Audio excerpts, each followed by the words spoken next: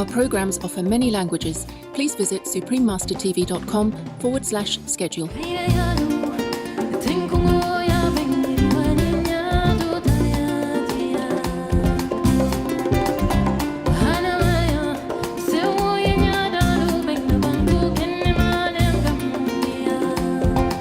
Traditional musical instrument, the Kora of West Africa. Continue watching to find out more.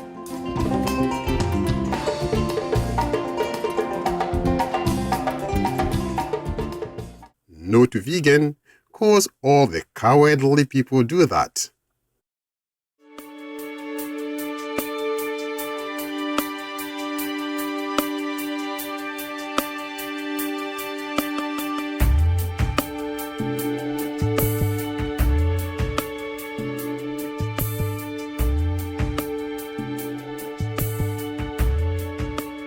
Hospitable viewers, when you visit the colorful Republic of Mali, you will be received warmly by the Malian citizens and hear them say, "How be similar," which means welcome in Bambara, a widely spoken language in the country.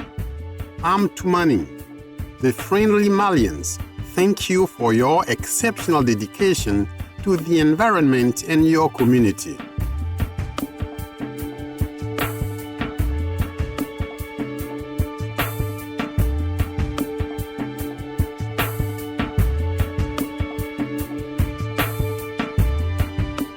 Welcome to our program, Traditional Musical Instrument, the Kora of West Africa.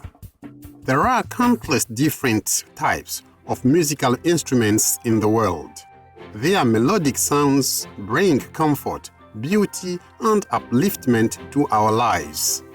How did musical instruments come about and what inspired their ingenious inventors?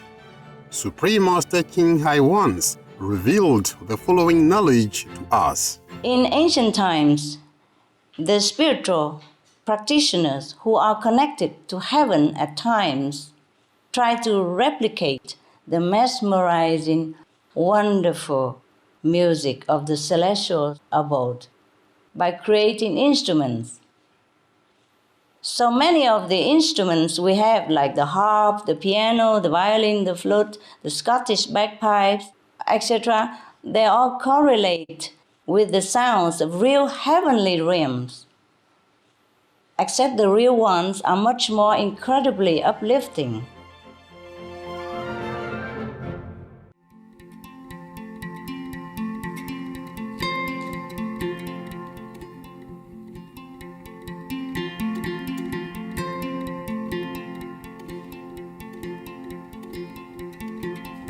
The kora is a unique plugged string musical instrument that's played extensively in West Africa.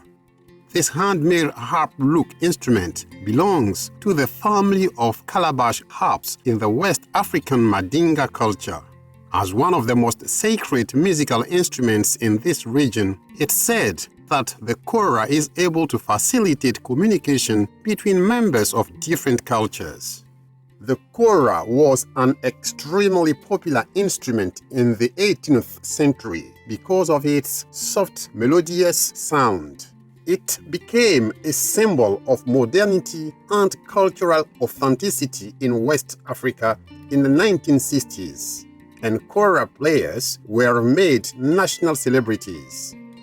The kora and its music gained international recognition in the 20th century, with several kora players establishing worldwide reputations through radio performances, recordings, and international tours. Among the contemporary prominent players are Jali Nyama Suso from Gambia, Soriba Kouyaté from Senegal, and the Grammy award-winning Malian musician Mamadou Diabaté.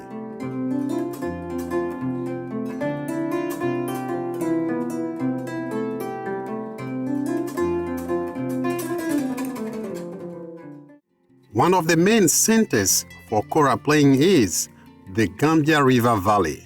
The kora is traditionally associated with either the royalty or religious practices and is used by musicians to accompany narrations, recitations, and songs honoring a patron. The kora has mystical origins. A common belief is that the kora was created by invisible beings called jinns who lived in desert areas. These supernatural beings used to play the kora near streams and in large grassy areas called savannas. The kora most certainly originates from Kabu, an ancient Mandinka kingdom in Senegal and Guinea-Bissau, as it is intimately linked with the regional culture of lively dance rhythms and polyphonic melodies to the extent of almost like speaking the Mandinka language.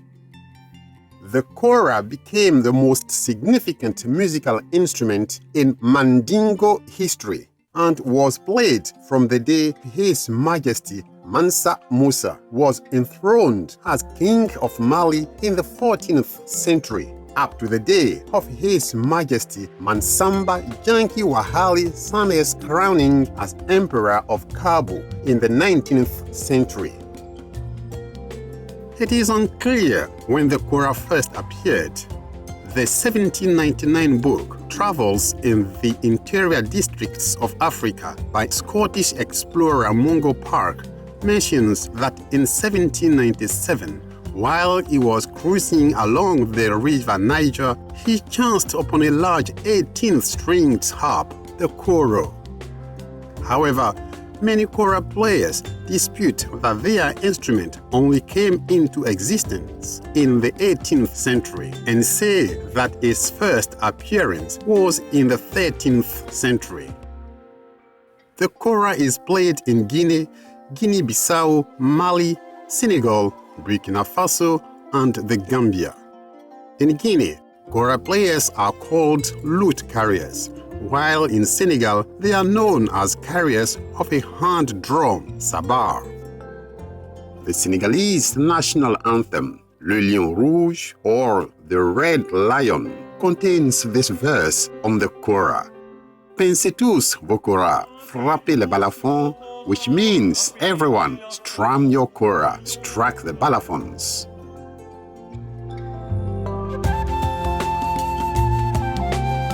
I don't know why you all eat meat. I don't know if you have gone into the whole question of cruelty, compassion. Jiddu Krishnamurti, vegetarian. Melodious viewers will now pause for a moment to hear a brief message and return shortly. Please stay tuned to Supreme Master Television.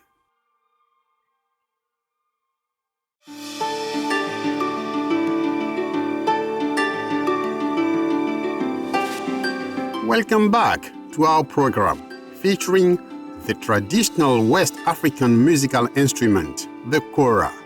Let's continue to uncover more about the history and development of the kora. The origin of the kora is closely linked to the jalis of the Mali Empire. Jali or griot means storyteller, praise singer, poet, musician, who are generally termed bard or oral historian.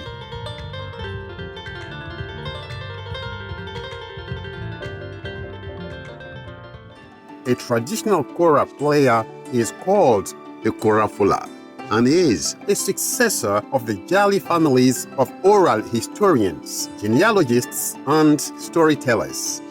Their skills are normally passed down to their descendants. The first kora player is said to have been Jali Madi Wuling, also known as Sissoko.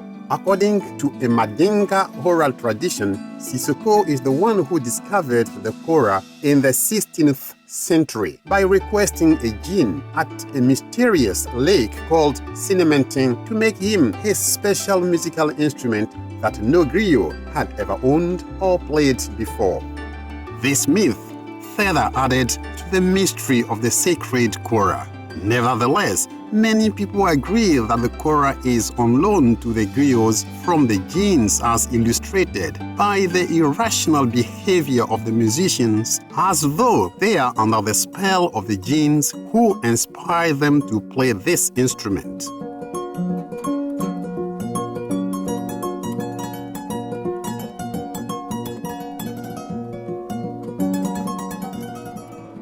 The Kora has a combination of lute-like and harp-like features. Typically, the instrument has 21 strings and is played by plucking with the fingers. The instrument is handmade entirely with natural materials and consists of a resonator, which is a calabash cut in half and covered with a soundboard. A long rosewood neck with nylon strings is then attached to the soundboard, and the strings run in two divided ranks of 10 and 11 by means of a wooden bridge characterizing a double harp. As the strings do not end in the soundboard but are held in the notches of the bridge, it is like a bridge harp, with the strings originating from a string arm or neck and crossing a bridge that is directly supported by a resonating chamber. It's similar to a lute. In this respect, the Kora is a double-bridged harp lute. In recent years, as a compassionate alternative to the traditional materials, wooden soundboard has been adopted by some artists to create vegan koras that sound amazing and look stylish.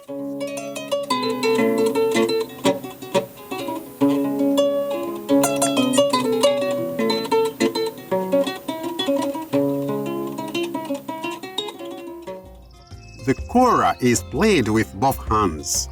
Left hand plays the 11 strings and the right hand plays the 10, thus creating a melody and rhythm simultaneously and producing a distinctively soft serenading sound.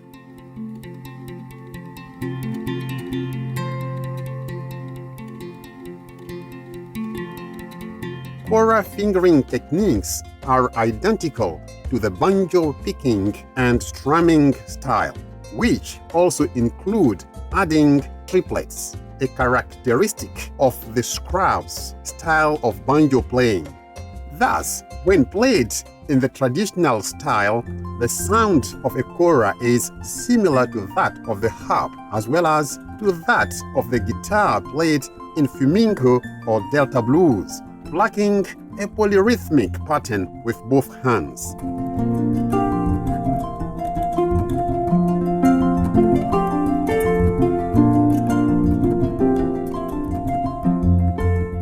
Music for the Kora is a part of the oral tradition of West Africa, and its written form has only been present since the 20th century. Some traditional Kora music is recorded by ethnomusicologists in the normal grand staff method using the G clef and F clef. Kora scores nowadays are written on a single G clef that follows the Kerr-Musa notation system that was created in the late 1970s by Brother Dominique Qatar, a monk and a choir master of the Kerr-Musa Abbey in Senegal. Close to 200 scores have been written, either solely for the Kora or combined with Western musical instruments. The first Western Kora composer was Brother Dominique, followed by Jacques Burtin, Brother Grégoire Philippe, Sister Claire-Marie Ledoux, and others.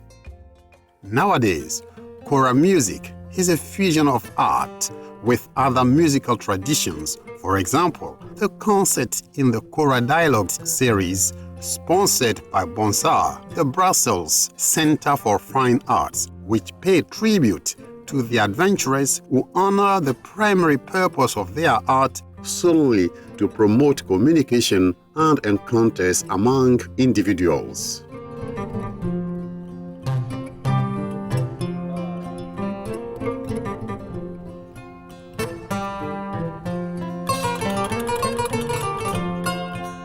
Africa's first female griot Kora virtuoso is Sona Jobate.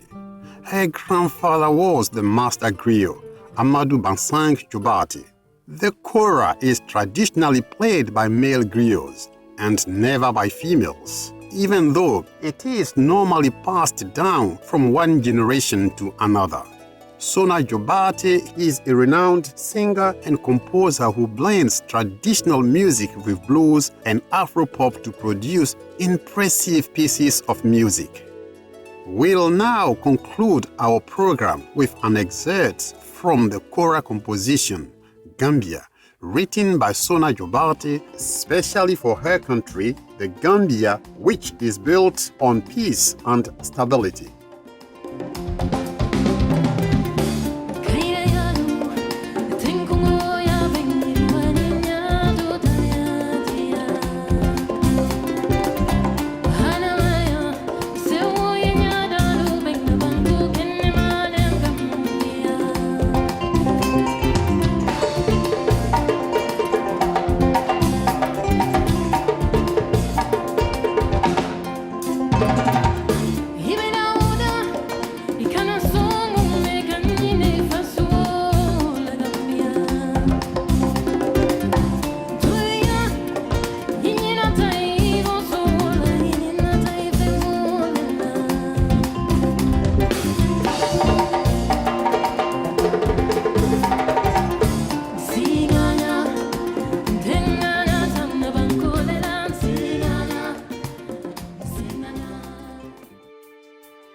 Vegan, let's stop all the pain of the innocent animal people.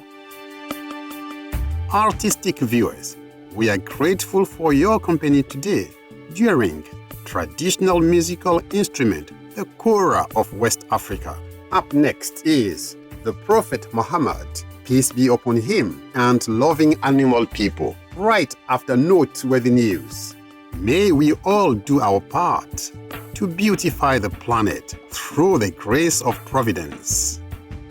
Our programs offer many languages. Please visit suprememastertv.com/schedule and suprememastertv.com/CTAW. Nos programmes offrent plusieurs langues. Veuillez visiter suprememastertv.com/schedule y suprememastertv.com/CTAW. Nuestros programas ofrecen varios idiomas. Visiten suprememastertv.com/schedule y suprememastertv.com/CTAW.